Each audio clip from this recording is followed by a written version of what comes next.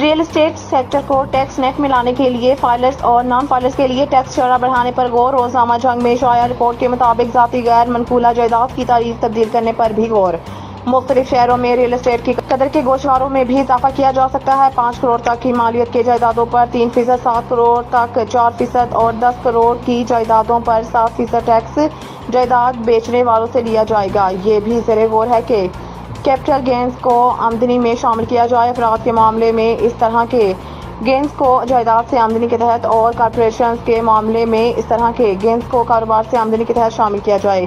یہ تجویز کیا گیا ہے کہ انکم ٹیکس کے اسٹینڈرڈ شیڈول کے پارٹ 1 کی کلاس 126 میں اسپیشل ایکسپورٹ زون میں صنعتی ادارے کے لیے کیپٹل گینز کی چھوٹ کو ختم کیا جائے۔ نیب ترمیم کیس کی براہ راست سماعت سیاسی مقاصد کے لیے استعمال ہو سکتی ہے۔ سپریم کورٹ کی جانب سے جاری تحریری حکم نامے میں کہا گیا ہے کہ خیبر پختونخوا حکومت کی جانب سے عدالتی کارروائی براہ راست دکھانے کی درخواست دی گئی اور درخواست میں ایک جواز یہ پیش کیا گیا۔ دیگر کیسز کے مقابلے میں اس کیس کی عدالتی کارروائی براہ راست نشر نہ کرنا امتیازی سلوک ہے۔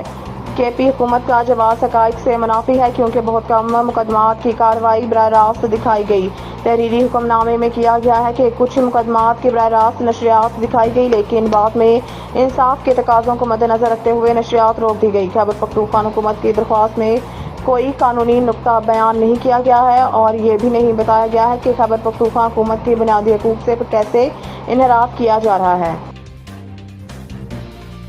پی ٹی آئی ٹویٹ سے انکار کرے یا پھر اپنی نااہلی تسلیم کرے۔ گورنر کے پی گورنر خیبر پختونخوا فیصل کریم کنڈی نے گورنر پنجاب سردار سلیم حیدر کے ہمراہ لاہور میں رہنما پیپلز پارٹی عزیز الرحمان چند کے رہائش گاہ پر ان سے ملاقات کی۔ اس موقع پر میڈیا سے گفتگو کرتے ہوئے فیصل کریم کنڈی کا کہنا تھا کہ سیاسی جماعتوں کو ملک بحرانوں سے نکالنے کے لیے کردار ادا کرنا چاہیے اور مسائل حل کرنے کے لیے پارلیمنٹ ہی بہتر فورم ہے۔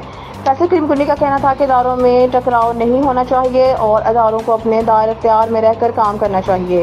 وزیر اعلیٰ کے پی کے حوالے سے بات کرتے ہوئے ان کا کہنا تھا کہ علی امین گنا پور کے ساتھ محبت انشاءاللہ چلتی رہے گی۔ انہیں کھانے کی دعوت دی ہے لیکن شاید وہ کچھ ہچکچا رہے ہیں۔ گورنر کے پی فیصل کنڈی کا کہنا تھا کہ کل تک بانی پی ٹی آئی کی ٹویٹ ان کے اکاؤنٹ پر موجود تھی، وہ یا تو ٹویٹ سے انکار کرے یا پھر اپنی نااہلی تسلیم کرے۔